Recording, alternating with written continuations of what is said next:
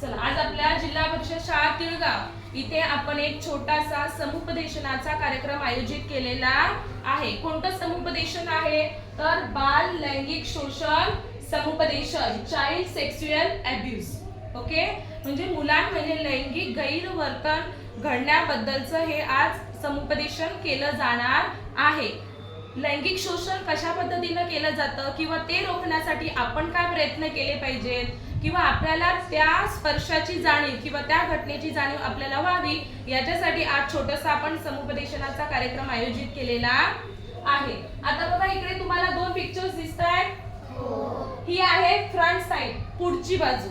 Okay, आणि ही आहे मागची बाजू. ओके, ड्रॉइंग माझी छान नाहीये पण समजून घ्या. ही पुढची बाजू आहे, फ्रंट साइड इथे लिहिलेली आहे, आणि इथे काय आहे बॅक साइड आहे, मागची बाजू आहे. आता तुम्हाला ह्याच्यामध्ये दिसतं का काही ठिकाणं जी आहेत ती बोल्ड केलेली आहेत, कलर केलेली आहेत की नाही? कोणती ठिकाणे आहेत? हे काय आहे रे? चेस्टचा भाग, पुढचा भाग. ओके, त्याच्यानंतर बिटवीन द लेग्स, दोन पायामधला भाग, आणि तिसरा आहे बॉटम, मीन्स मागचा भाग. ओके, बॉटम जिथे इंजेक्शन देतात ना डॉक्टर्स, तो वाला भाग. आता हे जे तीन पिक्चर्स तुम्हाला दिसतात हे आपले बॉडी पार्ट्स आहेत. ओके, हे काय आहेत? आपले बॉडी पार्ट्स, अवयवाचे भाग आहेत. आपण ते झाकून ठेवतो की नाही? कपडे आपण घालतो, असे कधी कपडे घातलेत का की हे भाग आपले असे प्रदर्शित होतात? असं नाही ना. आपण काय करतोय, भले आपण एवढी पॅन्ट घालणार पण हा भाग आपण काय, हा पोर्शन काय करतो आपण झाकून घेतो. का बरं असं असेल? तर हे आपले प्रायव्हेट पार्ट्स आहेत. हे बॉडीचे कसले पार्ट्स आहेत? प्रायव्हेट पार्ट्स आहेत. ओके, आणि प्रायव्हेट जी गोष्ट असते ती आपण काय करतो रे, अतिशय सांभाळून जपून ठेवतो की नाही? जपून हे करतो. ती अशी शो केली जाते का? नाही. जसं आपल्याकडे खूप सारी संपत्ती असेल, खूप पैसा असेल, तर तो आपला प्रायव्हेट झाले, प्रायव्हेट संपत्ती झाली, ती आपण लपून ठेवतो की नाही? मग तसंच झालं, हे आपले प्रायव्हेट पार्ट्स आहेत आणि ह्याची काळजी आपण घेतली पाहिजे. तर हे जे पार्ट्स आहेत हे काय करायचे असतात, आपल्याला जपून त्यांची काळजी घ्यायची असते किंवा जपून ठेवावे लागतात.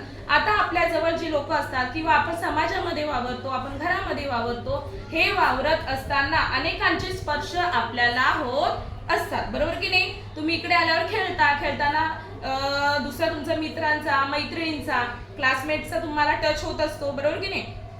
घरी असल्यानंतर आई आपल्याला अंघोळ घालते, बरोबर? वडिलांसोबत आपण खेळतोय.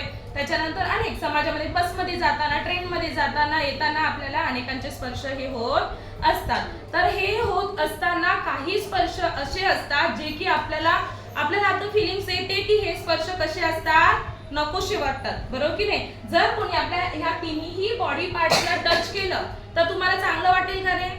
नाही, बॅड फील होणार की नाही? म्हणून त्याला बॅड टच म्हणतात. वाईट स्पर्श, टच म्हणजे स्पर्श आणि बॅड म्हणजे वाईट. तर वाईट स्पर्श, कोणी जर ह्या पोर्शनला जर हात आपल्या लावला तर तो कसा स्पर्श असतो? बॅड टच असतो. कसा टच असतो तो? बॅड टच असतो.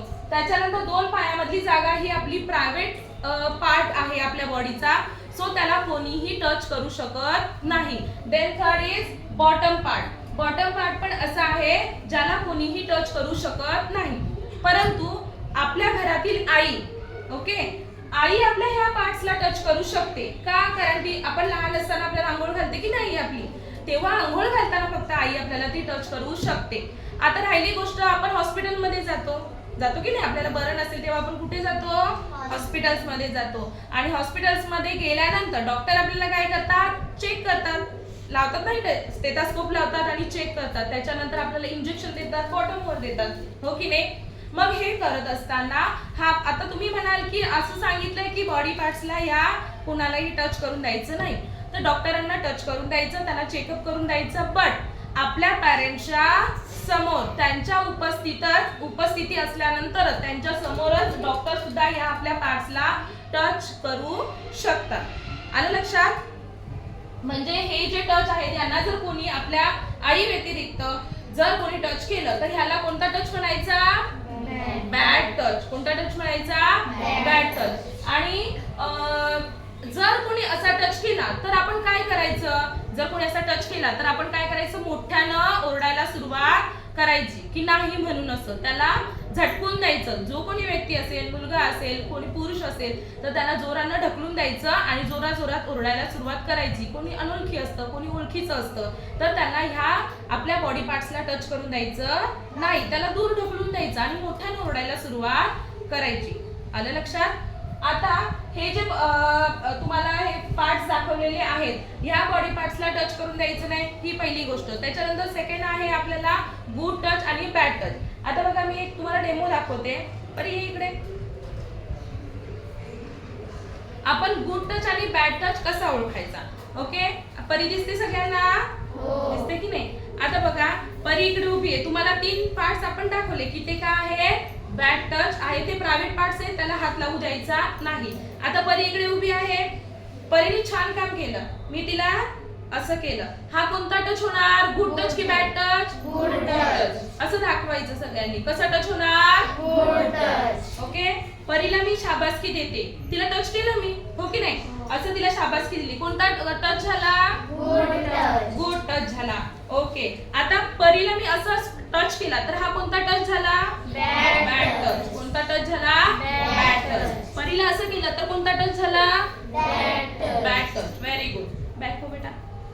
परीला असं टच केला तर कोणता टच झाला, हा बॅड टच. Very good. तुम्हाला असं ओळखता आलं पाहिजे. आता मी इकडे असं केलं, हा गुड टच झाला, बट मी असं करतेय, त्याच पार्ट्सला करते ना मी असं, बट मी असं करते तर हा कोणता टच होणार, बॅड टच. कोणता टच होणार, बॅड टच. Very good. हो, समजलं तुम्हाला गुड टच आणि बॅड टच. जर स्कूल मध्ये तुमच्या सोबत असं कोणी करत असेल किंवा घडत असेल, ह्या वेळेस तुम्ही मग तुमच्या सोबत असं घडल्यानंतर तुम्ही कोणाला जाऊन सांगणार?